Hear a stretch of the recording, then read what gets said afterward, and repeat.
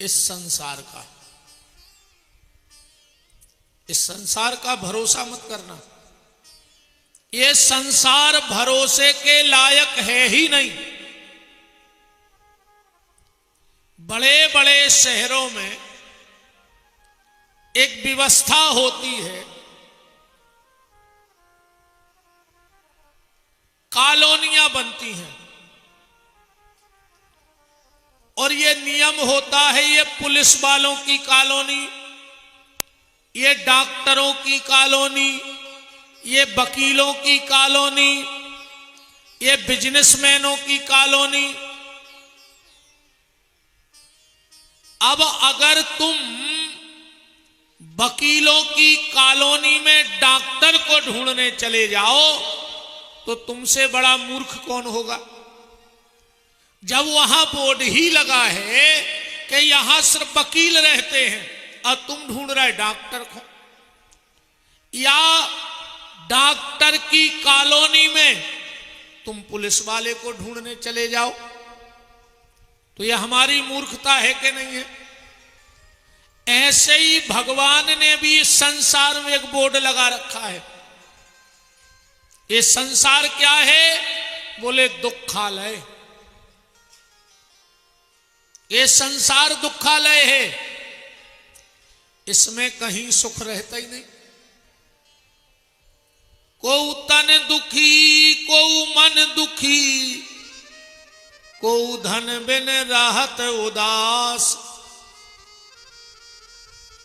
आप जिसके पास जाओगे वो दुखी मिलेगा,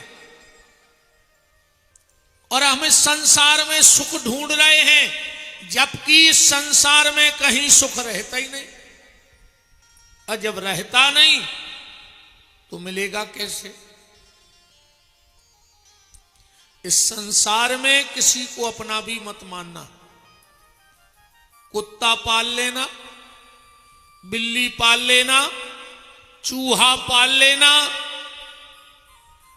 मिट्ठू पाल लेना, पर ये वहम मत पालना कि संसार में कोई तुम्हारा है। इस संसार में कोई अपना नहीं है। ये सब स्वार्थ की दुनिया है। यहां कोई भी व्यक्ति से नहीं जुड़ता है, ये अपने स्वार्थ से जुड़ता है, जिससे भी जुड़ता है। यहां कोई तुमसे नहीं जुड़ा है, वो तुमसे जब तक स्वार्थ सिद्ध हो रहा है तब तक जुड़ा है, और जिस दिन स्वार्थ की सिद्धि नहीं होगी उस दिन वो तुमसे दूर हो जाएगा। तो इस संसार का भरोसा मत करना। ये संसार भरोसे के लायक है ही नहीं। तो जो समझदार व्यक्ति होते हैं वो दो चीजों का भरोसा नहीं करते, एक संसार का और दूसरे शरीर का। इस शरीर का भी कोई भरोसा नहीं है। ये तुम्हें कब, कहां, किस स्थिति में छोड़ के चला जाएगा, इसका कोई भरोसा नहीं है। बोलो, है कोई भरोसा? है किसी के पास कोई ऐसा कागज? दुनिया में ऐसा कोई वकील पैदा हुआ जो मौत के दफ्तर से तुम्हारी मौत पे स्टे लेके आ जाए? जानते हो किसी वकील को कि वो मौत के दफ्तर से तुम्हारी मौत का स्टे लेके आ जाए?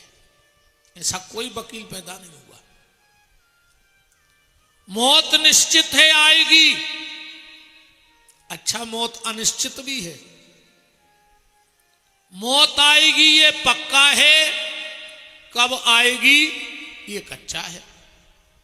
कोई भरोसा नहीं मौत कब आ जाए।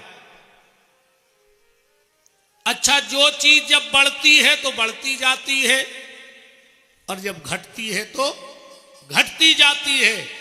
पर ये जिंदगी का खेल बड़ा प्यारा है, चित्र है। ये जिंदगी जितनी बढ़ रही है तुरंत उतनी घट रही है। बरस गांठ की गांठ में गांठ बरस को जाए।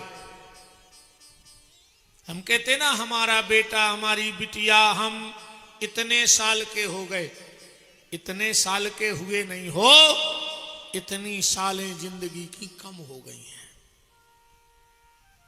आदमी को लगता है कि हम बड़े हो गए, और मुझे लगता है कि अब ये जिंदगी छोटी होती जा रही है।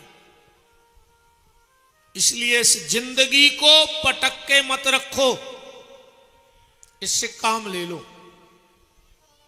अगर तुमने इस जिंदगी से काम ले लिया तो ये जिंदगी काम की रहेगी, और अगर काम नहीं लिया तो ये किसी काम की भी नहीं रहेगी। इसलिए जितने अच्छे काम हो वो कर डालो, जितने अच्छे काम हो कर लो। अगर तुम्हारा समय अच्छा है, तुम्हारा परिवार अच्छा है, पत्नी अच्छी है, पति अच्छा है, बच्चे अच्छे हैं, तो जितने अच्छे काम हैं सब कर लो। क्योंकि जिस दिन खराब समय आएगा तो फिर आदमी खराब काम करत नहीं है, ये तो हो जाते हैं। खराब काम को नहीं करो चाहत मनो भी तो होत है। आदमी को जब खराब समय आउत है तो ऊंट पे बैठे आदमी को कुत्ता काटत है। ध्यान रखियो, जब समय खराब आएगा तो ऊंट पे बैठे आदमी को भी कुत्ता काट है। इसलिए जितने अच्छे काम हो,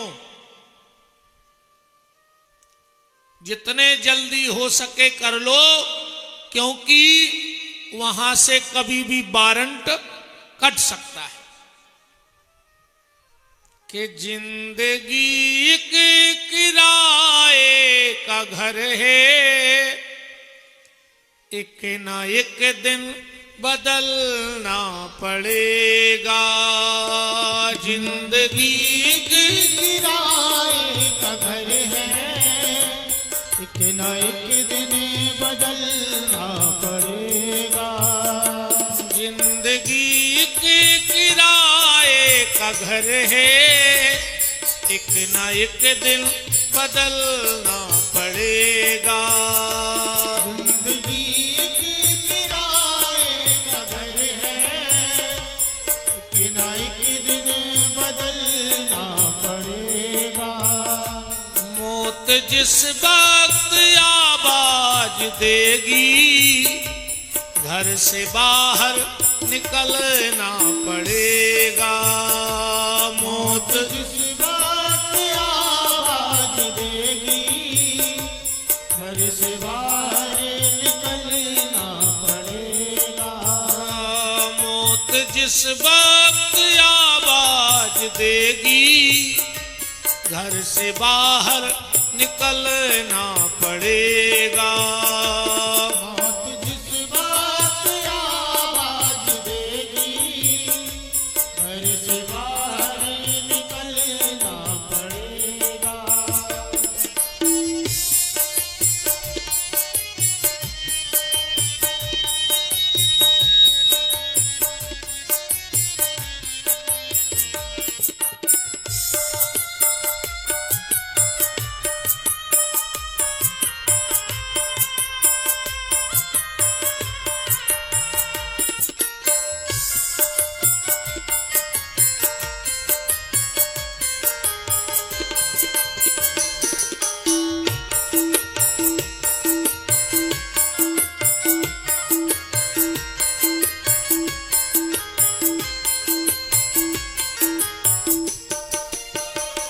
जिंदगी के किराए का घर है, एक न एक दिन निकलना पड़ेगा।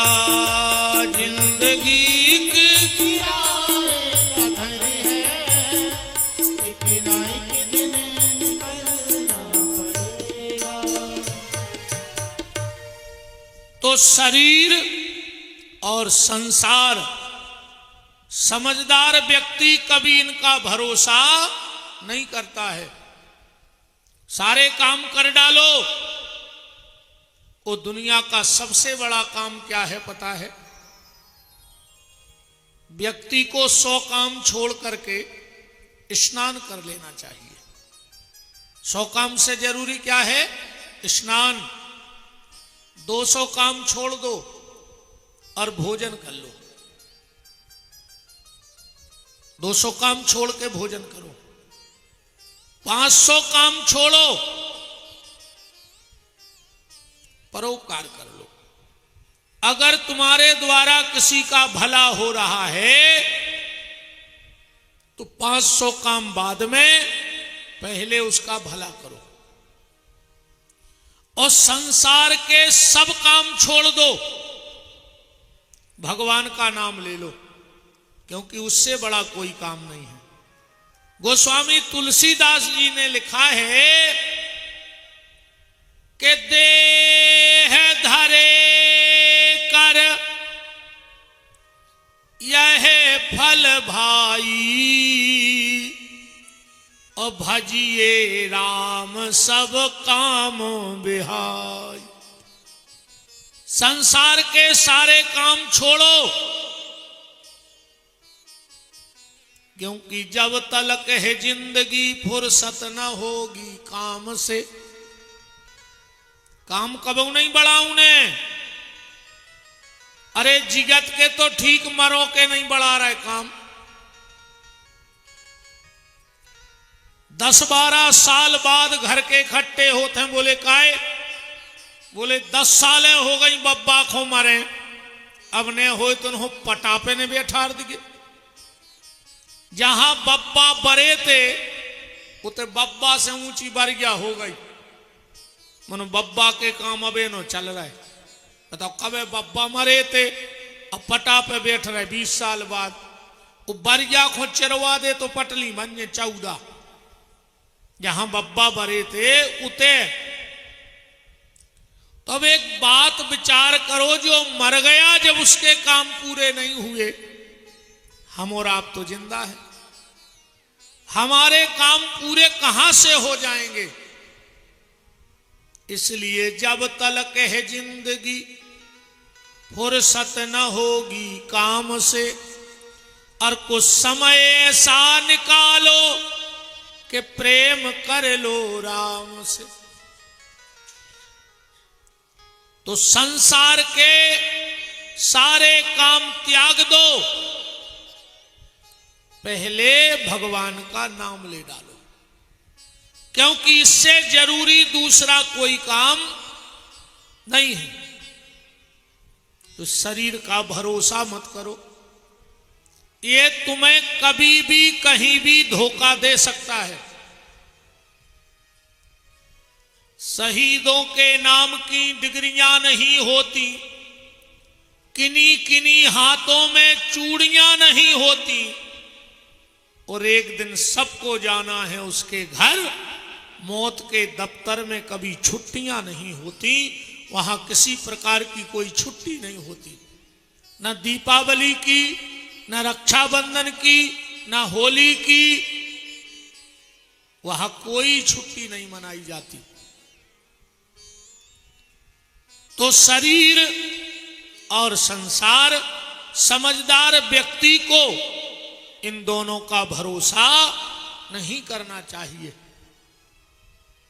इसको पटक के मत रखो, इससे काम ले डालो।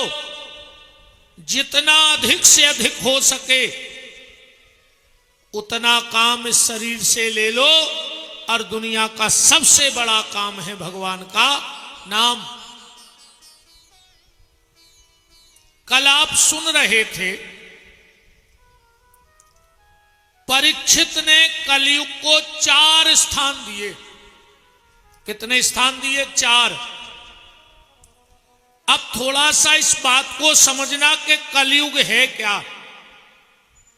कलयुग है क्या?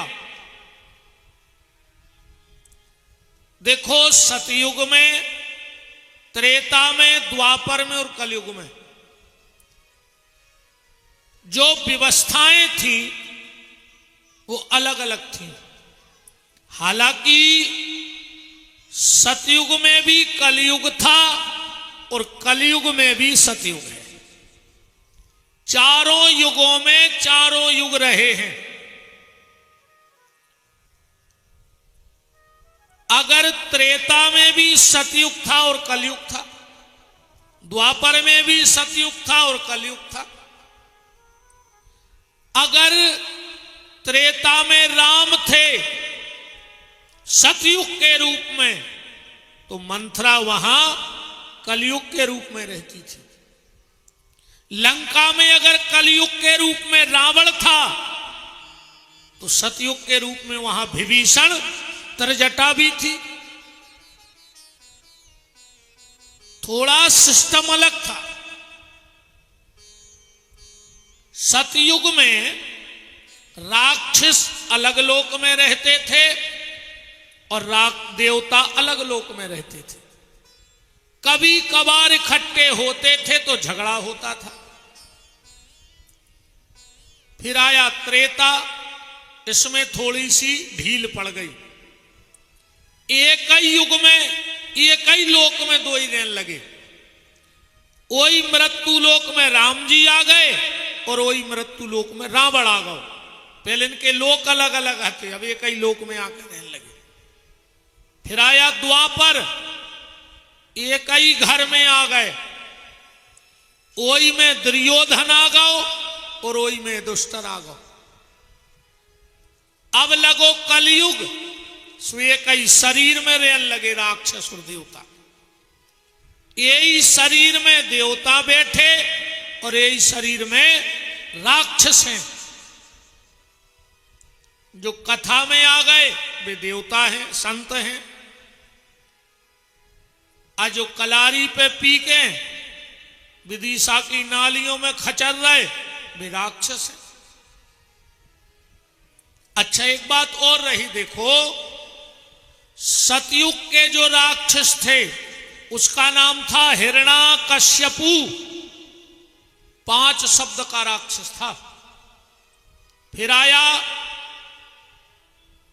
त्रेता, 3 शब्द को राक्षस बचो, रावण 3 ही शब्द का है ना।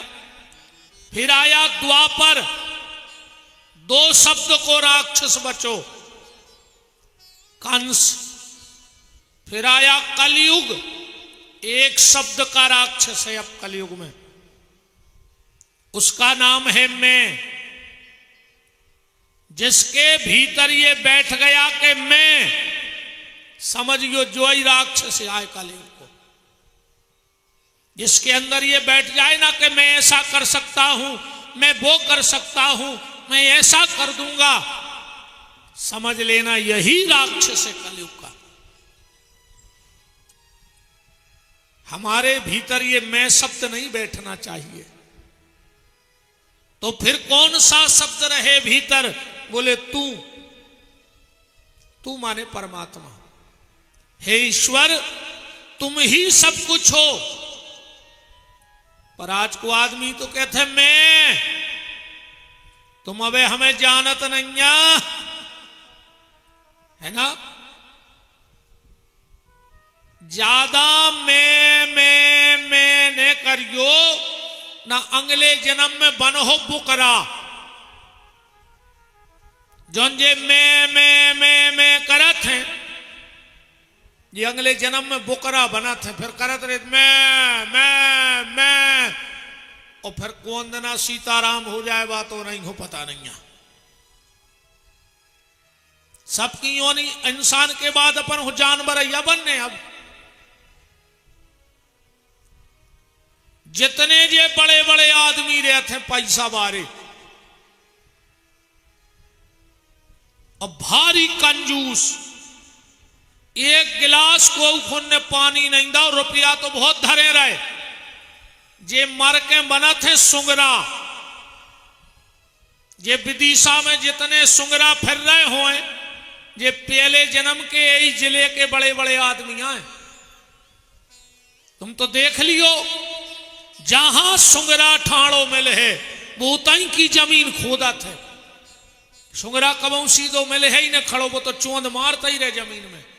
काहे सो खबर रहे थे कि हम पहले जन्म में कहूं गड़ा के धरे आए थे, अब खबर है नहीं कि कहां गड़ाओ, सो जहां ठाणे उतई खोद रहे के तई मिल जाए, इतई मिल जाए।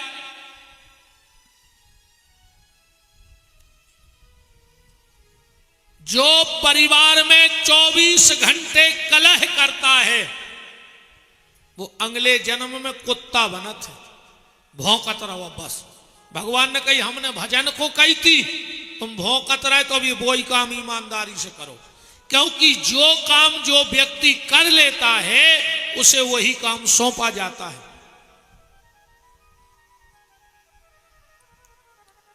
इसलिए ध्यान रखना अगले जन्म का।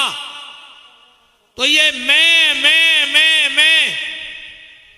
खत्म कर देना, और मैं कर काय पर हमें जा बताओ। अंगली सांस को तुम्हारा भरोसा नहीं है के है, कल को तुम्हारा भरोसा नहीं है कि तुम विदिशा में उठो हो कि उठाए जे हो। बोलो है भरोसा कल को कि तुम उठो हो कि तुम्हें उठाओ जे है कंधा पे? कोई भरोसा नहीं है प्यारे। वास्तविकता आदमी की औकात इतनी है, ध्यान से सुनियो, हमारी ने तुम्हारी। एक माचिस की तिल्ली, एक लोटा घी, लकड़ियों के ढेर में कुछ देर में राख, बस इतनी है आदमी की औकात। एक मुट्ठी राख की औकात है अपनी बस। एक माचिस की तिल्ली, एक लोटा घी, लकड़ियों के ढेर में कुछ देर में राख, बस इतनी है आदमी की औकात। और तुम्हारे मरने के बाद कुछ लोग जबरदस्त रोएंगे। मरने पे पता सबसे ज्यादा दुख किसको होता है? मां को, उसके बाद पत्नी को, उसके बाद पुत्र को, उसके बाद भाई को, और फिर तन तन तन तन दुनिया भर को। तो तुम्हारे मरने के बाद कुछ लोग जबरदस्त रोएंगे, कछु जबरदस्ती रो हैं, उनको दुख मुख बिल्कुल नहीं है तुम्हारे मरे को। पर नाटक इतने कर हैं, विशेष करके रिश्तेदार। अच्छा ईमानदारी बताओ, जो अपन कहूं बैठ हुए जाते हैं मरबे पे, सो गली में फिल्मी गाना बजाते गए गाड़ी में, तो सही बता जो बिल्कुल अपनी अपनी आत्मा की। अच्छे हंसत गए गली में, क्या हूं यार एक काम करो, गाड़ी लगाओ, नाश्ता कर लो, तो का व्यवस्था है, का पता अच्छो खाओ, और जैसे ही होके घरे उतरे ऐसे हो गए जैसे सबसे ज्यादा तकलीफ तुम्हें को हुई।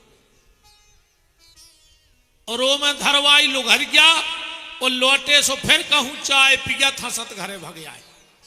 मतलब ये तुम्हारा रोना दिखावटी है। सबसे ज्यादा जे बहन जी हरे नाटक करत, को आधा किलोमीटर दूर से नर्रे आन लगे, कहिए हम देख ही नहीं पाए, तो कहिए खो बैठी थी कि जब मर जे जब जे हैं। पहले हुआ थी महीना भर पहले, जब तो प्रेम फंसा रहा होता तो। कुछ लोग जबरदस्त रोएंगे, कुछ जबरदस्ती रोएंगे। बेटा बड़ी सी तस्वीर बनवाएगा, बहुत महंगी फ्रेमिंग भी करवाएगा, 13 दिन तक रोज गुलाब के फूल की माला भी लाएगा, पेपर में भावपूर्ण श्रद्धांजलि का इश्तिहार भी लगवाएगा। और कुछ दिन बाद कौन करेगा उस फोटो के जाले साफ? बस इतनी है आदमी की औकात। तस्वीर को मकर जारो नहीं छूटने, जोनो लड़का रे है, जोनो तो वो तीज त्योहार अगरबत्ती और टीका लगाई दे है, नाती भी देखत रहे, वो खबर रहे कि बब्बा आए, सुबह भी टीका लगे। और जोन दिना तुम्हारे लड़का को नाती भौर ब्याह भौर बहुआई, दीपावली के दीपावली लठिया में बहरा बांध के बेदे है फोटो में, मकर जारो छुटावे। वो का पता कौन बब्बा हते ने बा मिली ने जुरी, बताओ और ने हो रहा हो ऐसो तो दीपावली के दीपावली तिलक कई बोल नहीं पा रहे, कितना डंडा बांध ली और दय बहरा बब्बा में, सो बब्बा भी बैठो बैठो फोटो में सोच रहा हो कि ये खुद जा जाता जो रीति रे के बहुआ के बहरा मार है। ये आदमी की वास्तविक स्थिति है। और औकात देखने अपनी का है। साधारण तौर पे ध्यान से सुनियो, साधारण तौर पे आदमी के शरीर में 3.5 करोड़ रोम होते हैं। कितने करोड़ रोम होते? 3.5 करोड़। वो एक दोहा आपने सुना होगा, 4 मिले 64 खिले, 4 मिले 2 आंखें हमारी 2 तुम्हारी मिली, सो 64 खिले 32 हमारे दांत 32 तुम्हारे, अभी से रहे कर जोर, 10 को 10 तुम्हारे, सो 20 हो गए। इतना आवाज बढ़ा दी हुआ तुम तो के 4 मिले 64 खिले, अभी से रहे कर जोर, हरिजन ते हरिजन मिले, सुबह से 7 करोड़। 3.5 करोड़ रोम हमारे, 3.5 तुम्हारे। हम औकात बता रहे हमारी और तुम्हारी, जिन जे मैं कर रहे हो उनकी औकात बता रहे। 3.5 करोड़ रोम आदमी के शरीर में हैं।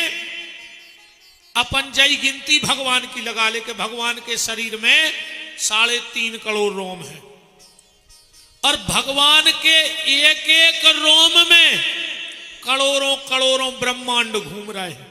एक एक रोम में, उन करोड़ों ब्रह्मांड में एक अपनो ब्रह्मांड है। ये ब्रह्मांड में भी 14 लोक हैं, 7 नीचे 7 ऊपर। उन 14 लोकों में एक लोक है मृत्यु लोक, वो में भी 7 खंड, वो में एक भारत खंड है। वो भारत खंड में एक मध्य प्रदेश है। मध्य प्रदेश में एक जिला है विदिशा। विदिशा भी हल्को नहीं है। वो में एक जो बाढ़ है, कौन सा बाढ़ है? हरिपुरा है ना। हरिपुरा बाढ़े में भी कई बाढ़ हुई है विदिशा में। वो में एक बाढ़ है हरिपुरा। फिर हरिपुरा भी 2-3 पांव को नैया के 2 पांव धरो, हरिपुरा पूरा होगा।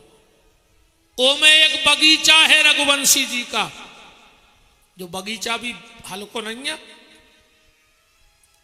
ओ में तुम 2 फुट की जगह में बैठे हो, तुम्हारी इतनी औकात है। अब तुम मैं दाएं फिर रहे। 2 फुट की जगह में बैठे बाबी तुम्हारी नहीं है, रघुवंशी जी की है। बताओ, तुम्हें पता है कि तुम्हारी कागत होने ठिकानो है कि बार हो कि कौन नदिया में डूब जाओ सो मछलियां खा ले। बताओ, गारंटी है कि तुम में लोग हरिया लगाइए। कौन ट्रक के नीचे आ जाओ, चप्पल हो जाओ, बाल्टी में न मिल हो, बेसन की पुतरिया धर के बाहर दें घर के। अब का औकात है अपनी, हमें जा बताओ। फिर भी आदमी झूठे भ्रम में है कि मैं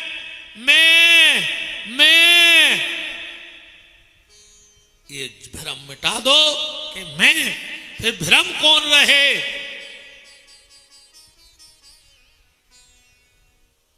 कि तू ही तू की मौज अलग है, उसकी मौज जिसको मिल गई परमात्मा की। कि तू ही तू की मौज अलग है, पर तूने सोचा ही ये कब है, मैं से फुर्सत मिल जाए। जो मैं करत हो, ऐसे जब टेम मिले तो एक काम करियो फिर का, जब चिंता कोई सताए, जब व्याकुल मन घबराए, कोई राह नजर ना आए, तो भजन करो, तो भजन करो, तो भजन करो, तो भजन करो, तो भजन करो, तो भजन करो, तो भजन करो, तो भजन करो। नहीं चढ़ी चित्त, हम 1 घंटा से समझा रहे, ठोक ले रहे जो चामरो का कर हो, ये को हमें जा बताओ तुमने। यही काम में आ जाते कि मोड़ी मोड़ों से कह दे तेरे खाल पटा लियो, झोल ना बनवा लियो, सब्जी ले जो बाजार से,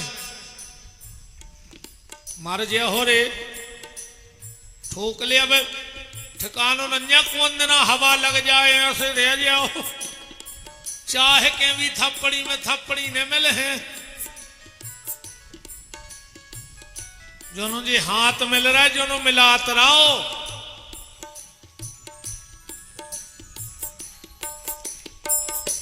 दिल मिले न मिले हाथ मिलाते रहिए, पर कबे भगवान के भजन में बजाओ थप्पड़ी। हकम मर गए हो तो बैठे रहो, फिर मरो आदमी हलत डुलत नहीं। देख ले अगल बगल ये की थप्पड़ी ने बज रही हो, समझ लियो सड़क गाओ। साइलेंट अटैक भी बहुत आ रहा है, बिल्कुल पक्की जानियो कि मर या गाओ। अब गोस्वामी जी ने लिखो है ऐसो कि जिन हरि भगत हृदय नहीं आनी, तो जीवत 100 समान ते ही प्राणी। जिनके मुंह से भगवान को नाव नहीं निकल रहा हो, समझ लियो वो मर गाओ। तुम देखो अगल बगल ये की थप्पड़ी ने बज रही, हमें सारो कर दियो गुरु जी जो मर गाओ। और काय तो काय खुद हर पंडाल माए फेंकवा दे हम।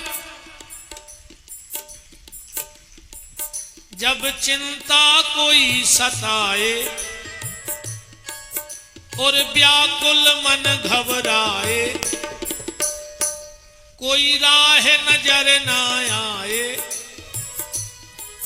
तो भजन करो, तो भजन करो, तो भजन करो, तो भजन करो, तो भजन करो, तो भजन करो, तो भजन करो, तो भजन करो।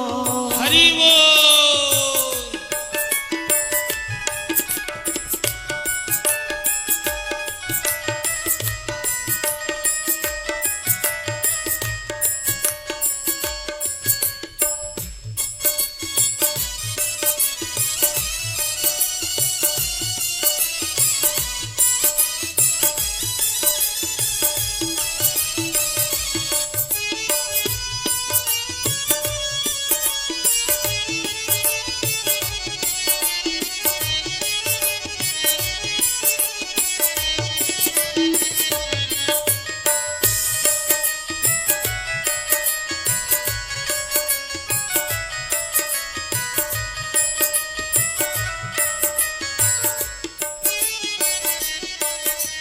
सुख आनंद की बेला में कोई सुमरन करता नहीं, अच्छे समय में भगवान की खबर नहीं आवे आदमी।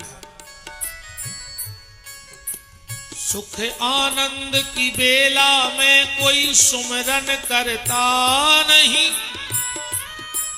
पर करना चाहिए, पर करना चाहिए, पर करना चाहिए, पर करना चाहिए। झूठ कपट छल छंद पाप से कोई भी डरता नहीं, पर डरना चाहिए, पर न चाहिए, पर करना चाहिए, पर करना चाहिए। दाग लगे मन की चादर पे, धो लो नाम की साबुन घिस कर। दाग लगे मन की चादर पे, धो लो नाम की साबुन घिस के। जब छुपे न लाख छुपाए, जब धुले न लाख धुलाए, तो भजन करो, तो भजन करो, तो भजन करो, तो भजन करो, तो भजन करो, तो भजन करो, तो भजन करो, तो भजन करो। तो भजन करो।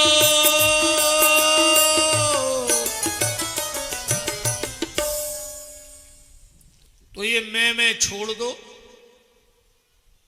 और भगवान की चरण शरण ग्रहण कर लो, जीवन का आनंद अपने आप बन जाएगा।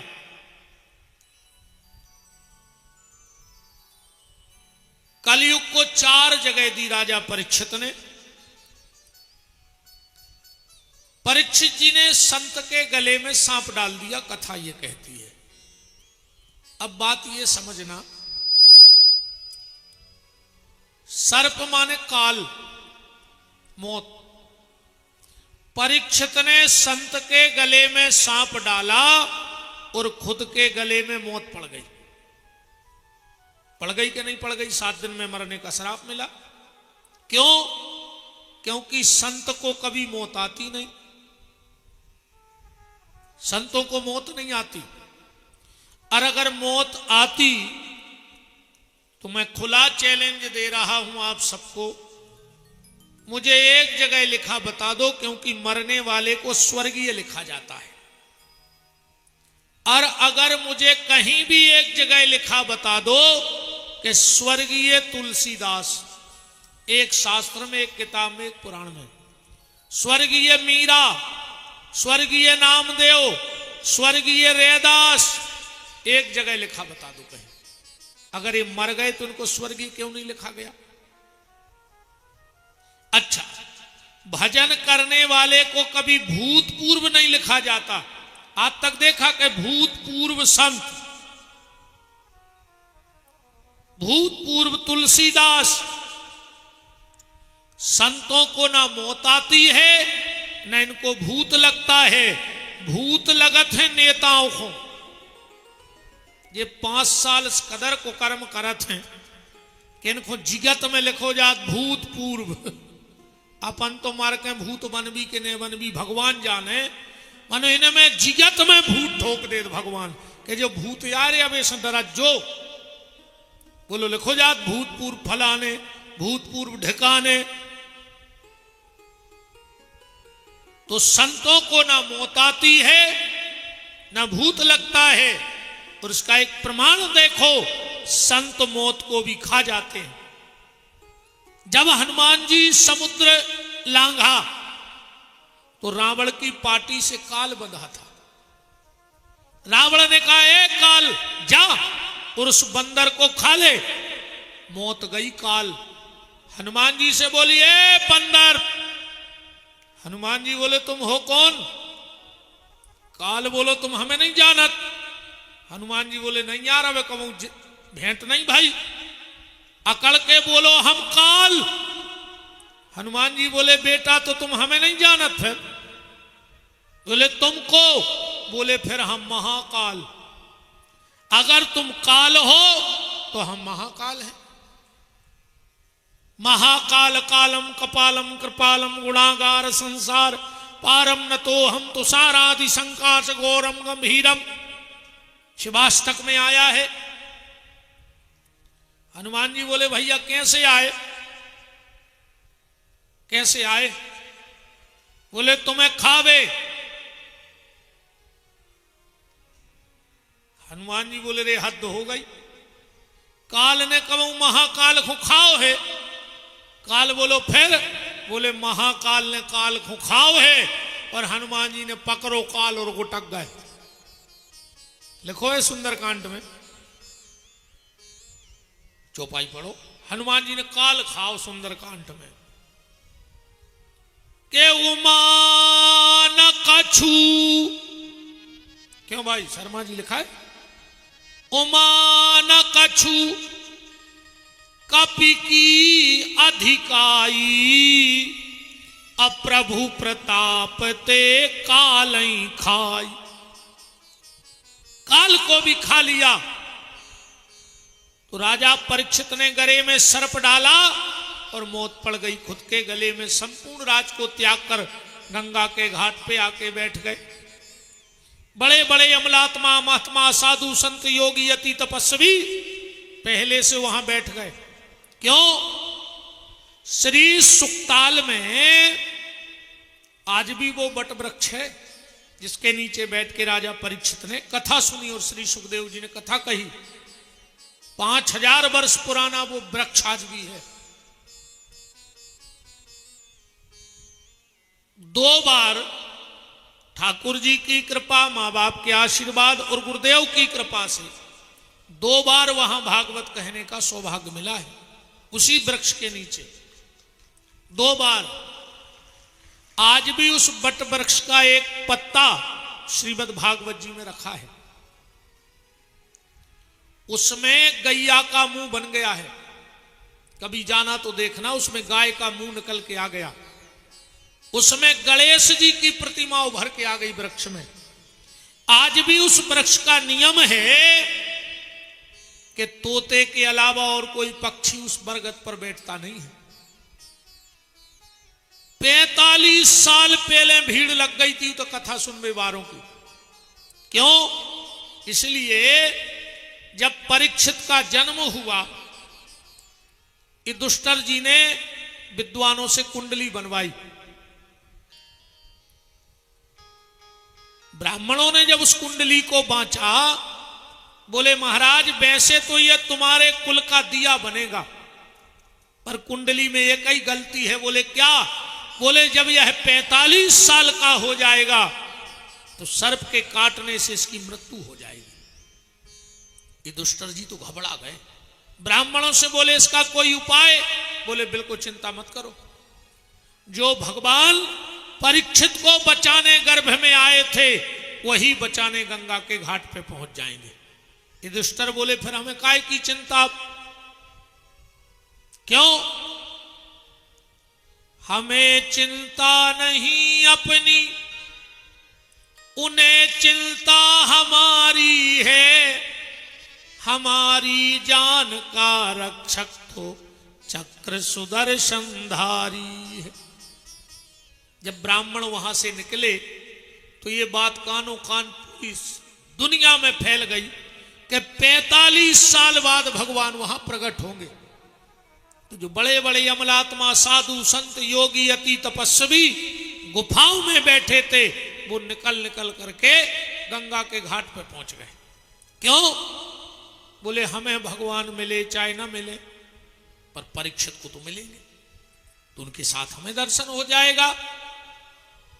तो 45 साल पहले वहां पांव रखने की जगह नहीं थी।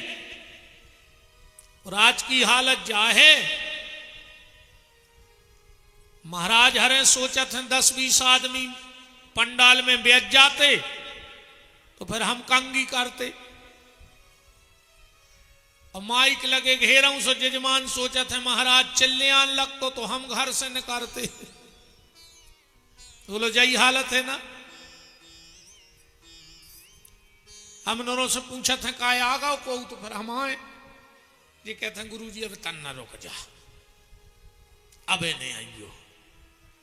अब तुम और ये तुक में बैठे के हम भन्नर ने आन लगते।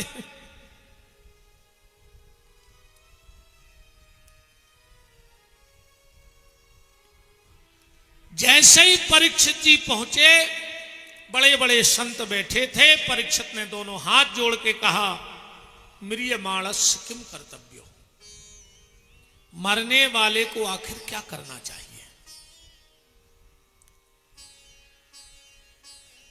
मुझे मरने का डर नहीं है, मौत तो निश्चित है, वो तो आएगी। मुझे मरने का कोई डर नहीं। आप तो ये बताओ कि मरणासन व्यक्ति को करना क्या चाहिए। तुरंत आपातकालीन मीटिंग बैठ गई, पर कोई निर्णय नहीं निकला। साफ साफ कोई साफ निर्णय नहीं निकला। उसी समय भागवत जी में लिखा है, तत्रा भवत भगवान व्यास पुत्रो। अभी नहीं प्रभु जी, विराजो।